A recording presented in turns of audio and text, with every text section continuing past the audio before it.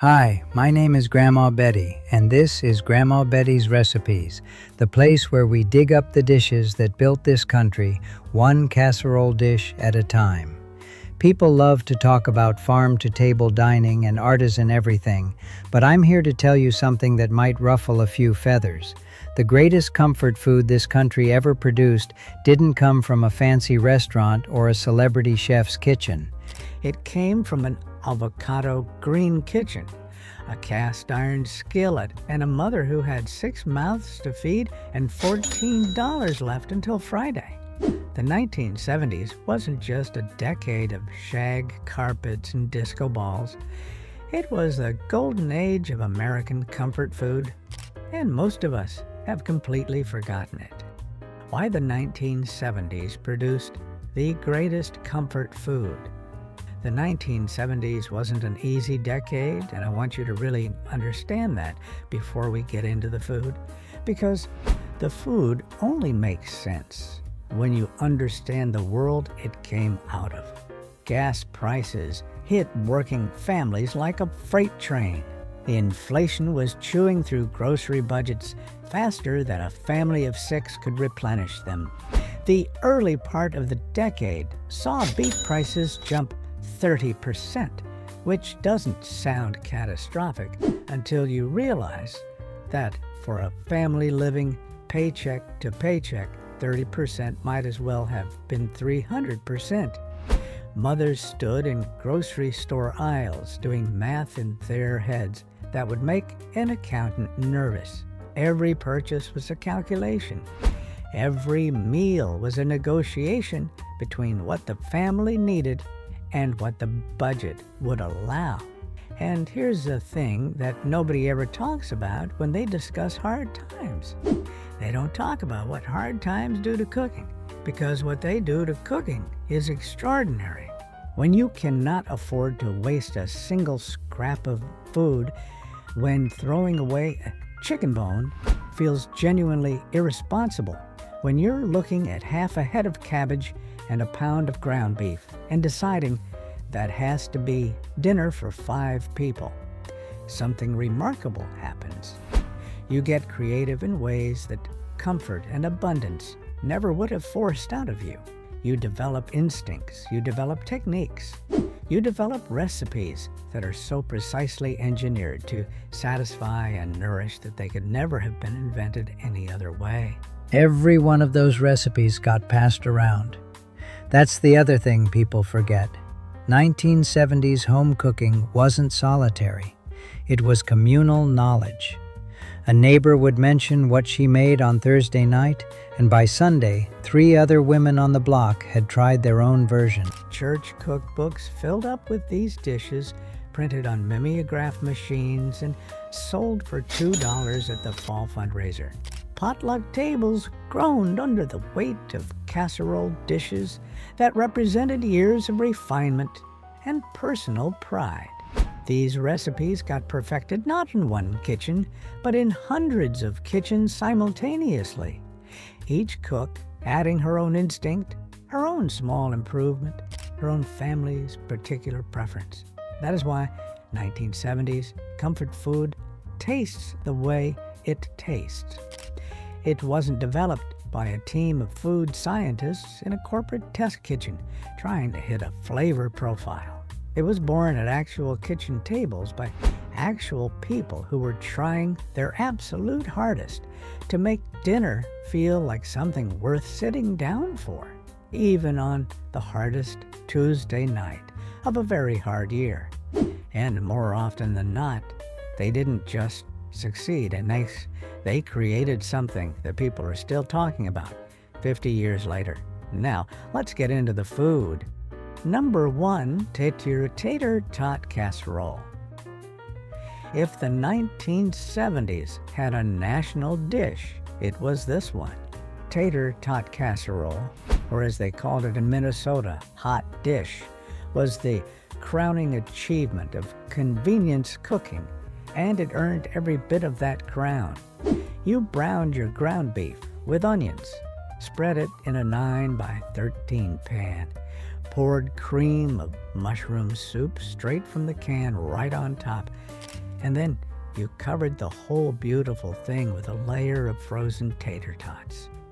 Into a 350-degree oven it went, and 40 minutes later you had a bubbling, golden, crispy-topped masterpiece that made every person at the table lean forward in their chair. That sound when your fork broke through the crunchy potato crust into the creamy, beefy filling underneath, that sound was dinner in the 1970s. It showed up at every church basement potluck, every funeral reception, every neighborhood gathering you can imagine. Was it fancy? Absolutely not. Was it the greatest thing you ever put in your mouth on a cold November night? Without question. Number 2, hamburger. Gravy over mashed potatoes. This one goes back even further than the 1970s, truth be told. And I think that's part of why it feels so deeply satisfying when you eat it. Some recipes carry history in them. You can taste it. Hamburger gravy over mashed potatoes came out of the Depression era, when stretching a single pound of meat to feed an entire family wasn't a cooking challenge, it was a daily reality. And it never left American kitchens after that. Because once you've eaten it, you understand completely why nobody ever saw fit to retire it. The process was simple, in the way that only the best things are simple. You'd brown your ground beef in a cast iron skillet, breaking it into fine crumbles, letting it develop that deep, dark crust that only cast iron can produce.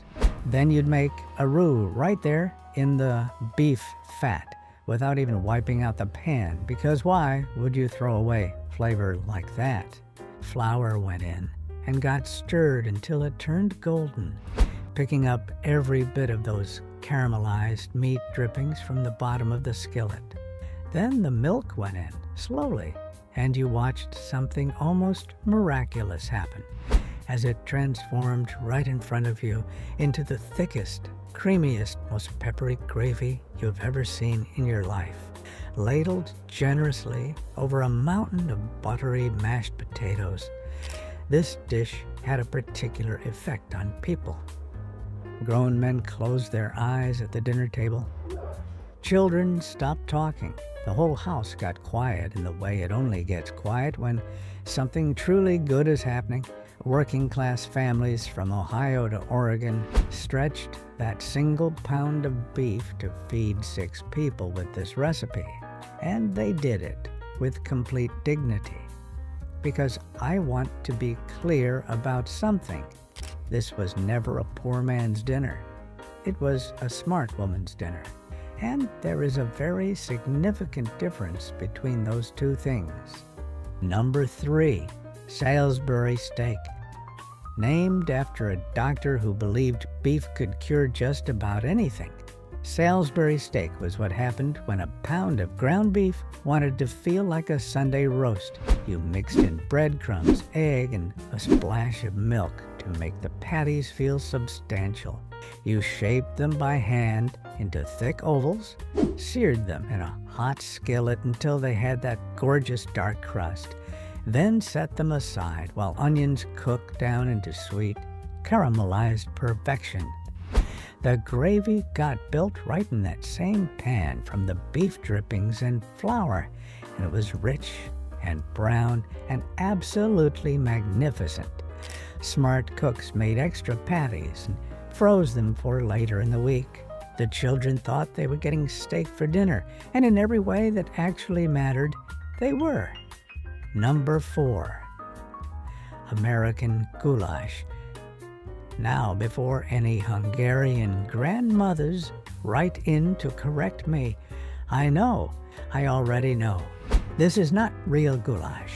A Hungarian grandmother would take one look at this recipe and have some very strong feelings about the name, and honestly, I respect that completely.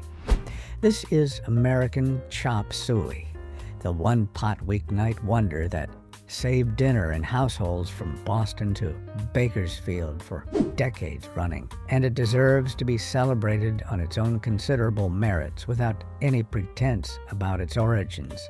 The process was straightforward, and that was entirely the point. You'd brown your ground beef with diced onions until everything caramelized together into a deeply savory base that already smelled like dinner was going to be just fine. Then in went the elbow macaroni, the canned tomatoes, and whatever vegetables happened to be hiding in the back of the crisper drawer, looking slightly uncertain about their future. Everything cooked together in one skillet, the pasta soaking up all those tomatoey, beefy juices until it turned tender and packed with flavor in a way that pasta cooked separately in plain water simply never achieves. The beauty of this dish was its magnificent flexibility. Green peppers if you had them, corn if you didn't, a handful of shredded cheese melted across the top if payday had been recent enough to feel generous. It bent itself around whatever your kitchen could offer, and it never complained once. This wasn't fine dining. Nobody was pretending it was. This was survival cooking that somehow, against all reasonable expectation, tasted exactly like home. And some nights, that is the only thing that matters. Number 5. Beef stroganoff with hamburger. The original Russian recipe called for expensive beef tenderloin strips, which is a lovely idea when you have the budget for it. But 1970s, home cooks had something better than an expensive cut of beef. They had creativity. Ground beef browned with sliced mushrooms and onions, pulled together in a creamy sauce made rich with sour cream, and sometimes a shortcut can of cream of mushroom soup, served over egg noodles that caught every drop of that sauce. It appeared constantly in women's magazines and community cookbooks as a budget-friendly meal with international flair. Kids loved it, husbands loved it, and honestly, if you put both versions side by side, I'm not entirely convinced the expensive one. Number 6, porcupine meatballs. Don't let the name alarm you. Nobody was hunting porcupines. I want to be very clear about that before we go any further, because I have learned from experience that food names can raise some questions, and this is one of those names. These meatballs earned their distinctive title from the uncooked white rice that got mixed directly into the ground beef before cooking, and as those meatballs simmered away in their sauce, that rice absorbed the liquid and expanded, pushing out through the surface of the meat in every direction like tiny little quills. Hence the name. Completely harmless, absolutely delicious. The process had a satisfying logic to it. Once you understood what was happening, you'd combine your ground beef with the raw rice, some minced onion, a beaten egg, salt and pepper, and mix everything together until it was unified and holding its shape. Then you'd roll the mixture into golf ball-sized spheres, which required a certain confidence because the uncooked rice made the texture feel unusual in your hands. You'd nestle those meatballs down into a thick tomato sauce made from a can of Campbell's condensed tomato soup. Thinned with just enough water, cover the pot and let everything simmer together, low and slow. What happened next was the magic part. As those meatballs cooked, the rice inside them absorbed all that tomatoey, savory liquid, swelling and expanding and pushing through the surface of the meat until every meatball looked like a small, improbable, completely wonderful hedgehog sitting in a pool of rich red sauce. The texture of the finished meatball was unlike anything else, tender and substantial simultaneously, somewhere between a stuffed pepper and a traditional meatloaf, with rice adding a gentle chewiness throughout. These were the star of church potlucks and PTA dinners from coast to coast throughout the 1970s. To humble inexpensive ingredients that somehow combined into something that felt genuinely special enough for Sunday supper? That is a trick worth knowing. Number 7, chicken divan. Originally created at a fancy New York restaurant, chicken divan got adopted by 1970s home cooks who very sensibly decided that everyone deserved to eat like they had reservations somewhere nice. Tender chicken layered with fresh broccoli spears, covered in a rich sauce made from cream, butter, and sherry, topped with cheese and breadcrumbs and baked until golden and bubbling. Most home cooks swapped the classic sauce for cream of chicken soup, and I'll tell you something, that version might actually be better. The bright green broccoli against that creamy golden topping was the most beautiful thing on a weeknight dinner table, and it could be assembled the night before, which made it practically perfect. This casserole made you feel like you had it all together, even when you absolutely did not. Number 8, homemade sloppy joes. Yes, the canned version existed in the 1970s. And yes, some people used it. But homemade sloppy joes were a point of personal pride for cooks who refused to surrender completely to convenience. Brown your beef with diced onions and green peppers until everything develops that deep caramelized base. Then build your sauce with ketchup, brown sugar, yellow mustard, Worcestershire sauce, and a splash of vinegar to cut through the richness. Let it simmer down until it's sloppy, but not soupy. Spoon it onto soft hamburger buns that begin disintegrating immediately, which is completely by design. Serve with potato chips and pickles and a tall stack of paper napkins because you are absolutely going to need them. This was weekend lunch at its finest. Casual, generous, and completely impossible to eat with any dignity whatsoever. I consider that a feature, not a flaw. Number 9, frosted meatloaf. Someone in the 1970s had a stroke of absolute genius, and that person deserves a medal. Traditional meatloaf, ground beef with breadcrumbs, eggs, hidden grated carrots, if you were clever, baked until it was firm and fragrant.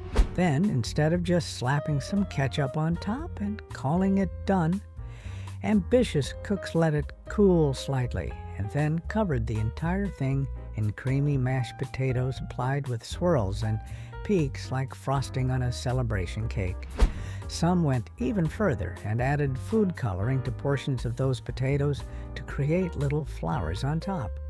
When you brought frosted meatloaf to the table, people thought you'd been in that kitchen all day. The presentation was stunning. The reality was affordable ground beef and leftover mashed potatoes. The 1970s understood something that modern cooking sometimes forgets. Presentation is free. Number 10, stuffed bell peppers. Every community cookbook from Portland, Oregon to Portland, Maine had versions of stuffed bell peppers, and every version was slightly different, which tells you something important about how embedded this recipe was in American home cooking. You'd have your bell peppers, scoop out the seeds, parboil them briefly so they'd cook through in the oven. Fill them with a mixture of browned ground beef, cooked rice, tomato sauce, and whatever seasonings your family preferred. Arrange them upright in a baking dish, cover them in foil, and bake until the peppers turned tender and slightly caramelized at the edges. The last 10 minutes, you'd lay shredded mozzarella cheese across the top and let it melt into a golden blanket. Each pepper was its own self-contained little meal. They looked elegant enough for company, but were practical enough for a Wednesday night. Nutritionists loved them because the vegetable was the container. The rest of us just loved them because they were wonderful. Number 11, California. No 1970s party happened without this. Not one single gathering in the entire decade escaped its presence. And I say that with complete confidence, having lived through every year of it personally.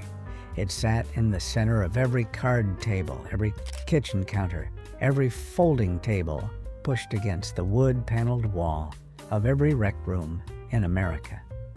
A bowl of California dip surrounded by a faithful ring of ridged potato chips, waiting patiently for the guests to arrive, and then disappearing faster than anything else on that table once they did.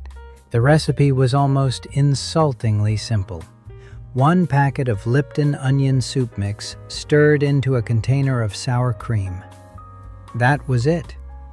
Lipton had the extraordinary good sense to print the recipe directly on the package, which was either an act of generosity or the single greatest marketing decision in the history of processed foods.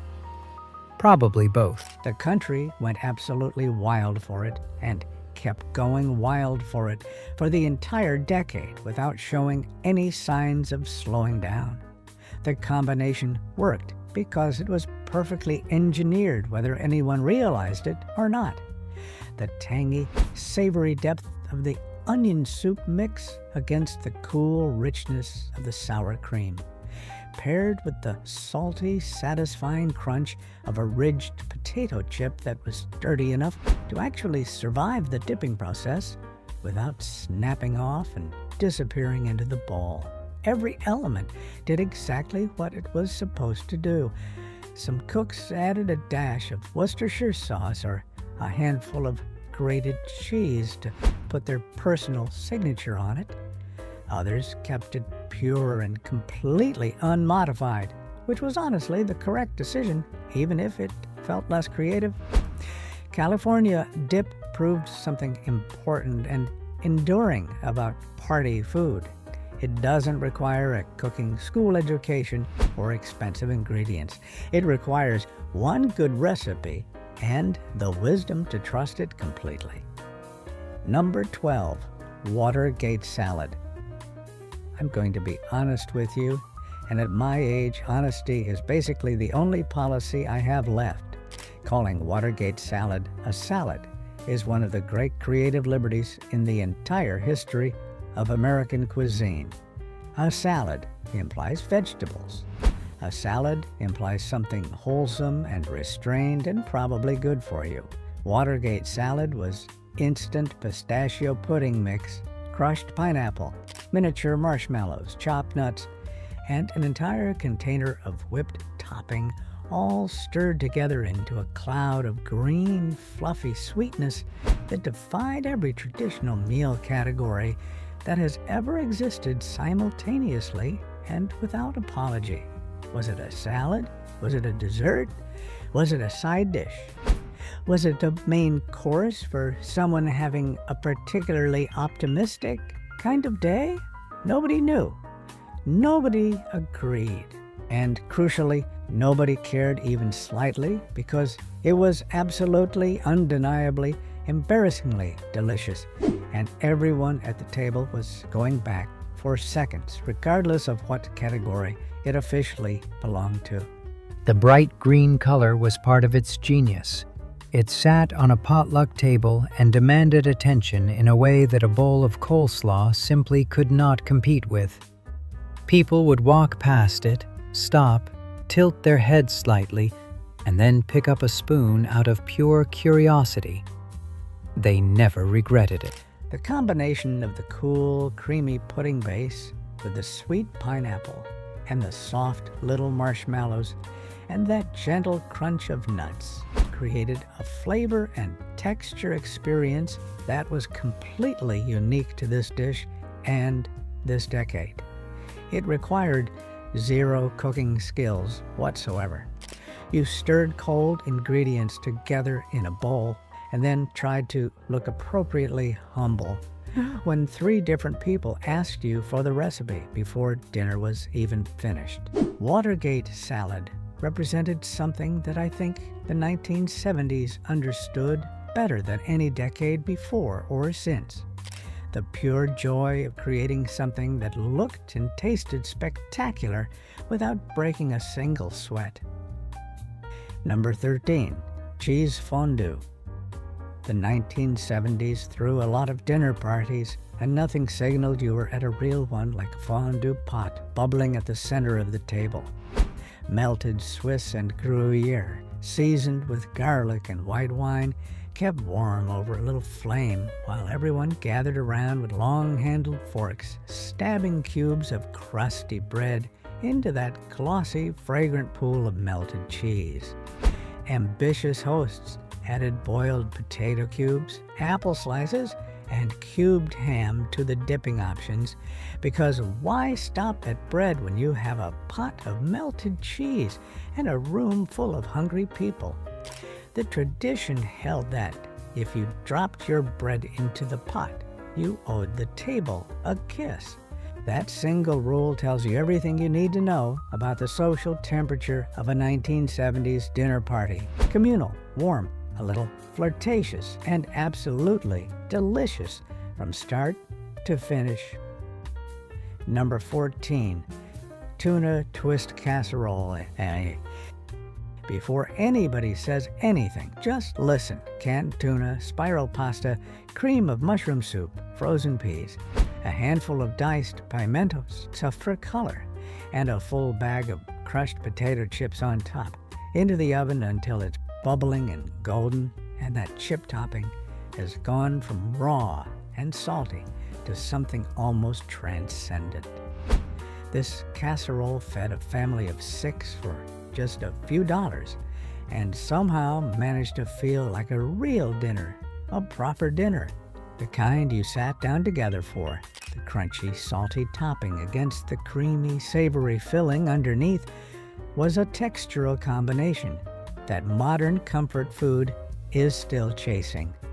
Moms across the country loved how affordable and filling it was. Kids couldn't resist that crunchy topping.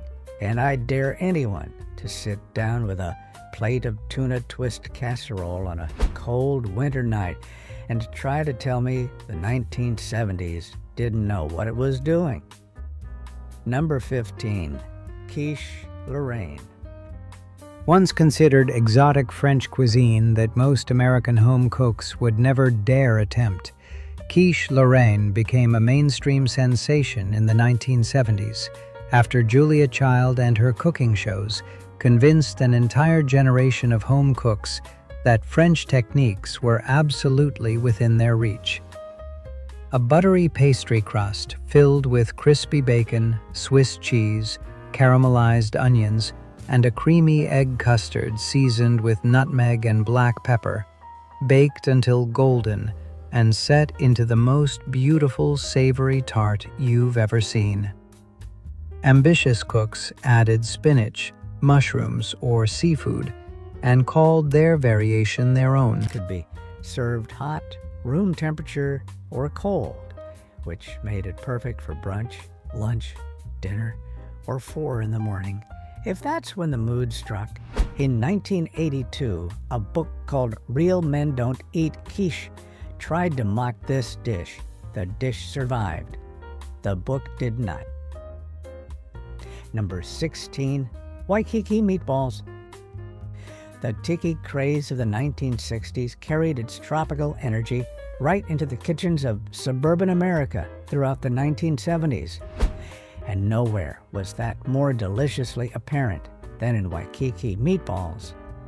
Ground beef meatballs bound with crushed saltine crackers, browned until golden, then simmered in a glossy sweet and sour sauce built from pineapple chunks, green bell pepper, brown sugar, and vinegar, thickened with cornstarch until it shone like lacquer. Served over white rice, the vibrant sauce pooled around the meatballs and soaked into every grain.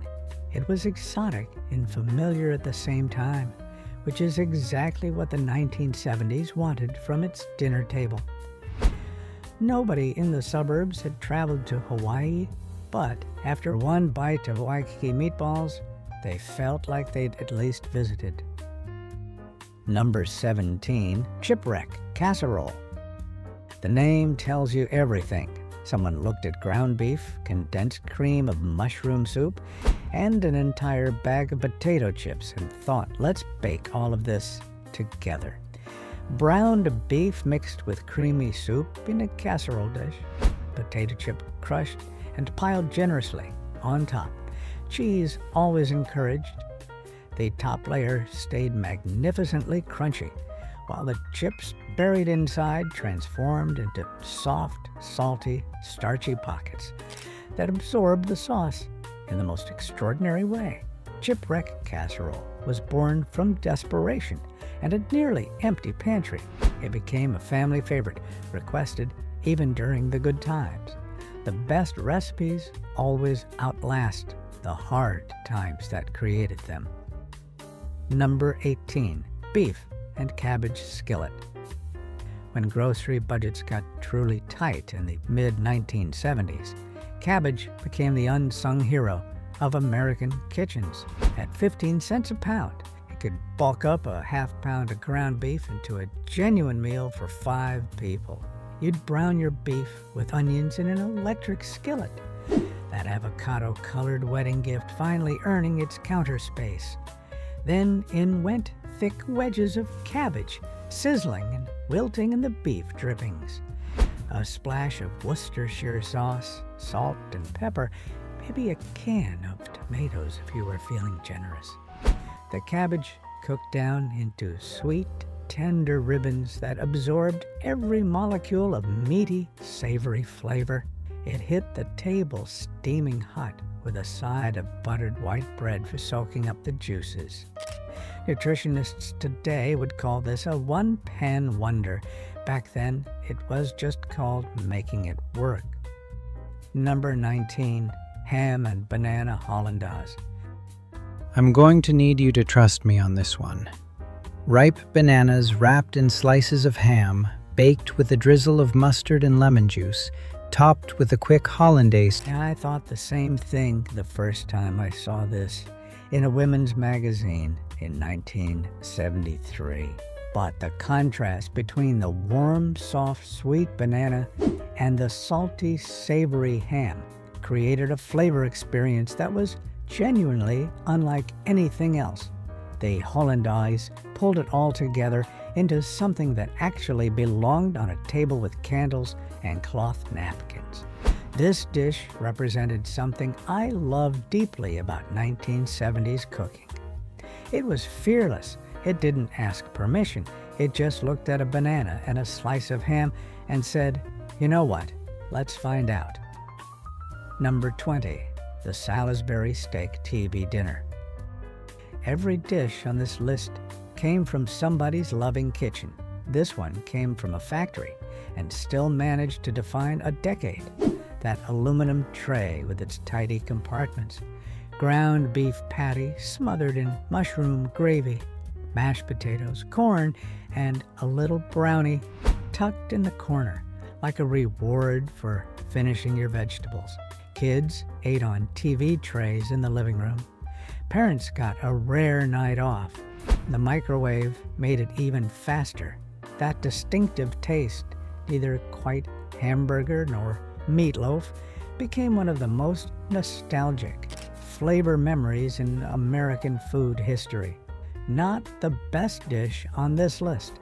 Absolutely the most 1970s. Now listen, I know some of you are watching this and thinking, Grandma Betty, I could make half of these tonight with what I already have in my kitchen. And you're right. You absolutely could, because that was always the genius of 1970s comfort food. It didn't require anything exotic or expensive or difficult to find. It required skill, creativity, love, and the absolute refusal to let a tight budget be an excuse for a bad dinner. The families who ate these dishes weren't settling. They were building memories around tables that their children and grandchildren still talk about today. And I think that's worth remembering. If you enjoyed this trip back to the greatest comfort food decade in American history, please subscribe to Grandma Betty's Recipes. Because, honey, we are just getting started. There are decades more of forgotten food to explore together. And I have been saving these recipes my whole life for exactly this reason. I'll see you in the next one. Now go check what you have in that pantry.